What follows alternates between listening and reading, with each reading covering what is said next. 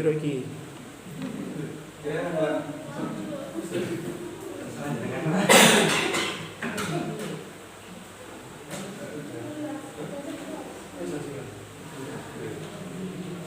Oke.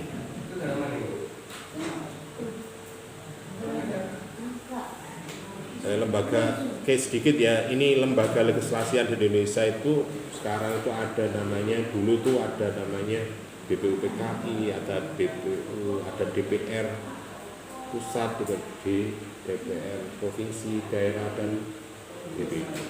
Nah sekarang itu ada undang-undang baru atau terkait dengan amandemen undang-undang kita, ada DPR, ada DPD. Jadi kalau ngomong DPR, peran fungsinya seperti itu tadi yang sudah sampaikan di awal, bahwa DPR itu lembaga legislasi yang paling dominan di Indonesia. Jadi ini ngomong legislasi ya mestinya DPR. Walaupun nanti di dalam pemerintah ada kelengkapan DPR itu macam-macam, tetapi di bawah naungan. Jadi di DPR itu juga ada Bangleg, ada legislasi, ono Banggar, ono badan hukum, ono badan itu ada komisi kecil-kecil sebagai kelengkapan dari anggota. Begitu juga pemerintah. Pemerintah itu presiden itu punya pembantu namanya menteri, punya badan ad hoc yang menangani non departemen itu, ada kepolisian, ada TNI, ada kesehatan itu. Bahkan di lembaga kepemerintahan itu ada staf presiden, ya, ono jenis penasehat presiden. Padahal dulu itu kan ada namanya DPH, Dewan Pertimbangan. Kalau sekarang kepala staf kepresidenan, ono sing Dewan Penasehat Presiden. Ya, padahal, nah ini, tapi yang kita bicarakan di sini adalah legislasi. Jadi anggota yang dipilih melalui pemilihan setiap 5 tahun sekali. Ini ciri dari lembaga kita. Kalaupun ada pergantian, ya PAW-an. Atau bisa juga itu kebijakan partai. Makanya ke depan Anda harus bisa menghitung sistem proporsional, terbuka tutup itu Anda harus paham betul. Kalau seperti ini proporsional. Suara rakyat di partai nyalek itu masih nomor 5 nek juga didukung rakyat tidak jadi, nomor 1 gak didukung rakyat jadi. Tapi jenenge partai bisa juga mengopak itu. Jadi ini dipilih rakyat, tapi wong iki lho gak patek ngerti hukum. Piye? Terus sanggal biasanya nukang sablon mau dadi DPR. Piye? Delok DPR tukang sablon lho. Ya menang rek perkara gambar wong jare di percetakan ya. Coba DPR sing gak percetakan sing iso maca buku kate nyotot ya gak dindel wong. Saiki wong TikTok ora gambar tok Pak srit-srit ngene ya. Perkara kok dhewe mbok. Apa jarene arek. DPR memiliki kewenangan yang membuat undang-undang ini pasti. Jadi ya tadi. Jadi strukturnya beberapa yang mewakili, ada yang dipilih, ada yang melalui pemilihan umum, ada juga yang beberapa. Kadang lu itu gak tadi kok sudah tadi, ya enggak. Dia mengundurkan diri tadi apa, ya. Atau bisa juga memang ada mekanisme partai yang di luar sistem, bisa juga terjadi. Di dalam DPR itu ada komisi-komisi. Nah, komisi itu anggotanya dari lintas partai, peserta atau anggota di dalam parlemen itu. Kalau hari ini ya bisa dikatakan dalam sejarah P3 meninggalkan departemen untuk parlemen. Wah, ini apa ini? Ini fenomena alam tak apa ya? Cari P3 jari partai Ka'bah, berarti orang DPR sekarang hatinya tidak untuk Majidil Haram.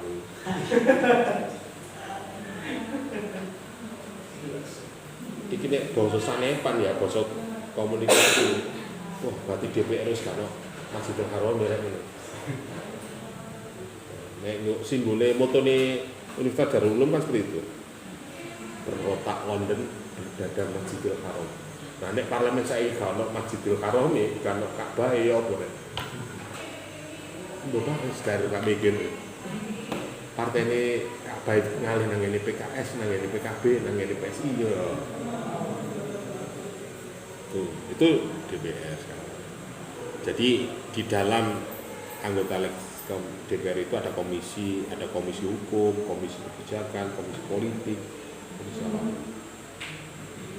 Jadi menurut kebutuhan. Nanti dikelompokkan dulu itu ada istilahnya komisi A, komisi B, komisi C, D itu di daerah itu ada. Komisi C menangani apa? Bidang sosial misalnya. Komisi A bidang apa? Politik hukum, jadi menangani soal hukum, soal politik dan sebagainya. Komisi C dan misalnya kebudayaan.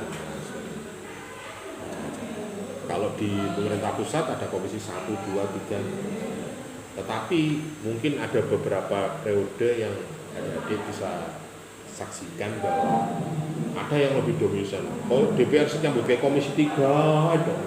Ya mungkin kakean persoalan hukum, makanya hukum tok. Akhirnya sing ketok di TV yang disiarkan di publikasi di media itu ya sing payu ya hukum mereka.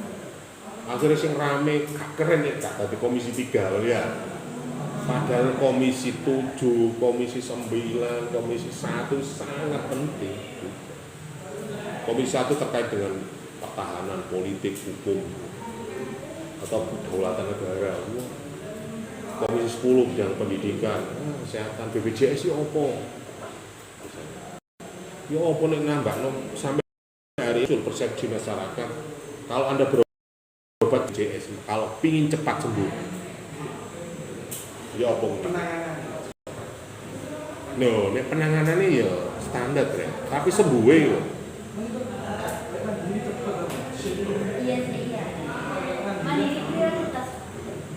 Yo, terus obatnya sih jadi ini awakmu misalnya kena asam urat ya, BPJS itu bisa 2 bulan atau minimal 6 hari obat.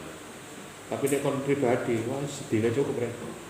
Jadi suntikan 800.000. Terus langsung saya nyala. Jadi ini apa bedanya dengan sekarang? Kalau dulu kan biaya sendiri dan BPJS itu agak. Jadi dulu tuh sebelum ada BPJS, awakmu nang dokter umum, tak dokter spesialis. Jadi saiki seakan-akan yang BPJS itu senangannya dokter umum, yang spesialis itu mandiri. Belum nang rumah sakit amatono kebijakan itu awakmu akhirnya kan kamu kok gak waras-waras itu aku luwes kontrol tiap bulan sekali datang kok pancet gak perkembangan. Akhirnya dokter kilo mbak sama tebus dewi ini vitamin ginjal di BPJS tidak tercover tapi dosisnya yang mereknya ini. Kalau kamu spin cepat dosisnya ini mereknya ini per strip harganya 200.000, kebutuhan sampean 30, berarti butuh 10 strip itu 3 juta baru sampai tebus wes cepet rekennya. Nah, saya kan banyak dokter-dokter spesialis kayak resep seperti itu. Iku nek medis, ono sing dikai herbal. Makelar itu dokter spesialis kayak resep herbal. Tuku nang ngene. Yo nebus rek. Ini dunia kebijakan kesehatan, wong pemerintah. Kalau mau peka ngono coba wani ngono. Ojo dadi organisasi nasional anut partai politik. Lah apa kok gadulinan. Delok kebijakan yang memang benar-benar menyentuh kebutuhan hak dasar masyarakat. Walaupun mungkin itu ya rada soro, sapa sing biaya dhewe, tapi nek kon manut partai, ono jeragan. Ya. Ono sing kok ono sego bungkusan, ono sing gak banner. Ya. Ajora kabeh wis. Aku yo tau dadi bisa. Ya sapa belum soro ya. Dan kan berjuang tenang, dia mah bodoh dhewe. Makanya zaman biyen itu nek demo ya gak ono. Nggawa banner ngene ya sak pethuk kertas ditulis ngono. Dikek ngene.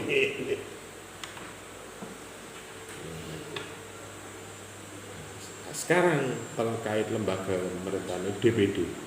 Nah, DPD ini Anda melihat seperti apa sih? Di pemilihan kemarin, ya apa DPD? Mek merembah. Ayo, ayo. Anu kamu. Ndolek sing ganteng, sing wedok ndolek sing lanang ndolek sing ayu.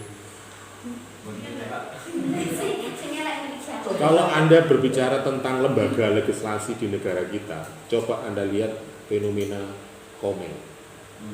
Ya apa itu? Itu adalah prototip kondisi pemilihan di DPD.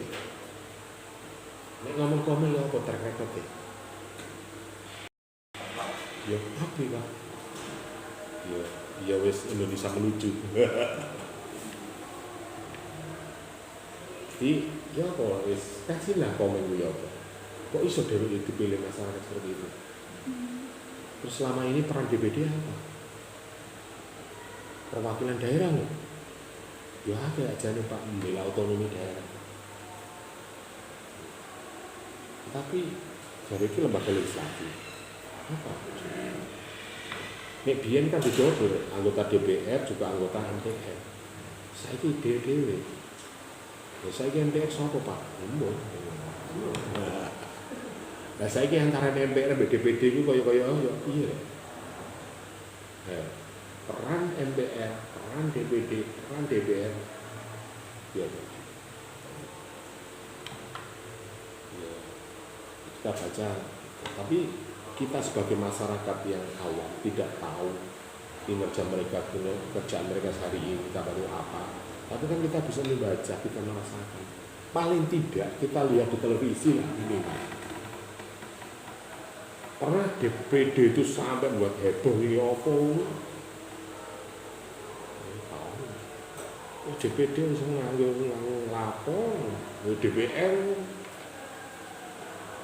Pernah nggak protes dari perwakilan DPD Kalimantan Tengah IKN? Oh, jadi gue ini.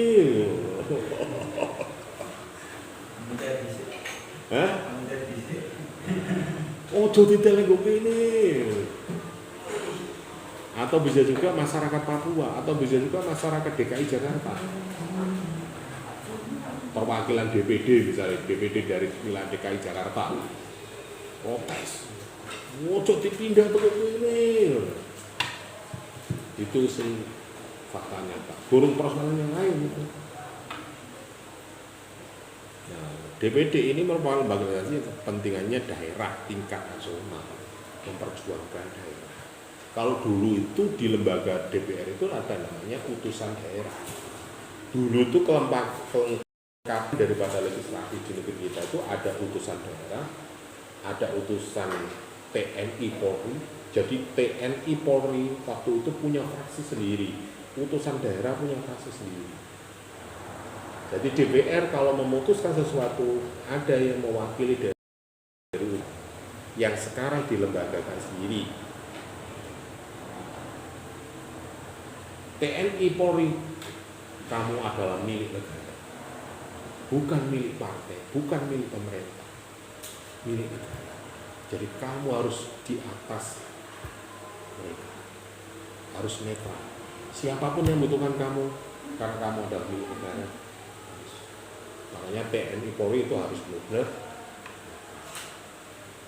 Tapi orang polisi TNI yang menurut saya, dia juga terikat aturan. Dia noyok kebijakan politik. Wah, aku menilai kata TNI Kapolri bisa dimutasi ya ini gitu deh.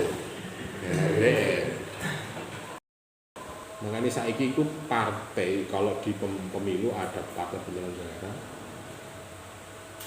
ada partai peserta. Kalau di pemerintah ada partai TNI dan Polri. Di TNI Polri itu orang sing merangkap menjadi pejabat pemerintah. Nah, jadi apa bedanya ini dihapus dengan publik inisiatif?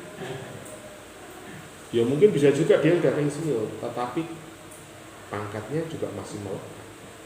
Maksudnya Kemendagri loh soalnya banyak toh menteri-menteri itu dari TNI, Polri, kalau menteri pertahanan saya itu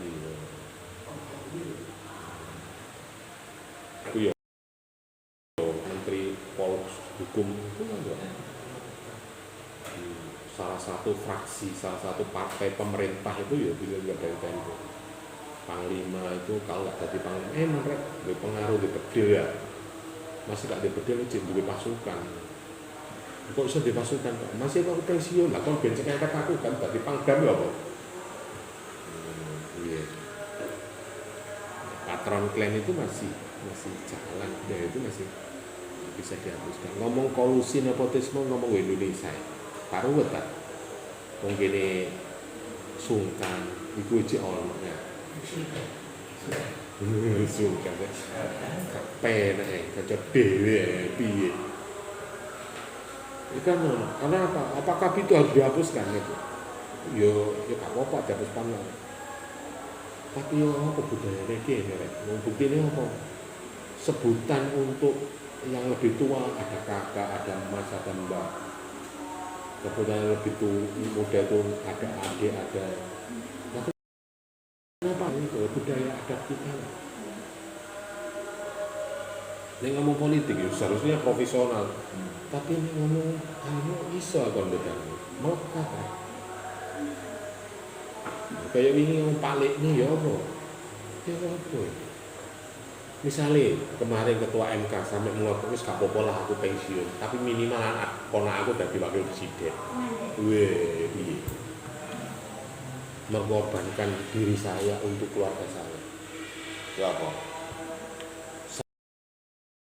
Saya ingin jadi presiden, jadi DPR, semua dalam perjuangan keluarga, kepentingan ekonomi keluarga itu pertama.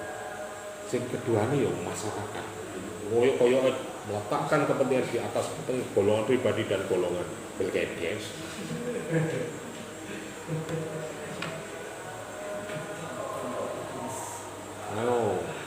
Nek ngono ya berarti sampeyan nyalokno wis gak usah bondo. Ya. Ya gak dadi Pak, ngawur ae jajal bondo anu tok. Bondo sak miliate diguyub tok kok ya.